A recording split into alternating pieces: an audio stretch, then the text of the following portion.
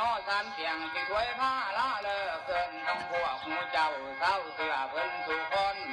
คนเห็ดแล้วแสงทองลาตีล้านจักนี้คำจานี่สั่งลาเมื่อบานงานหนักมีควงหน้าจำเป็นสิได้ยัง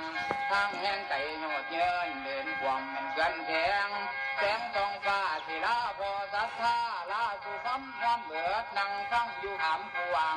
ลาทั้งพวงเศร้าเสือเสาห้ามแม่ลูกก่อนทั้งแม่ห้างหาดสู้ห้ามทางกู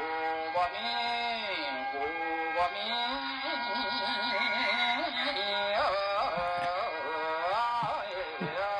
ละนาลาทั้งเล็กมุมหน่อยน้ำแม่จะมาฟังทั้งมูจีจอใส่ดอกไงมาพร้อมดื้อลาทั้งคือพื้นพ่วงผู้ผามผู้สาวนัง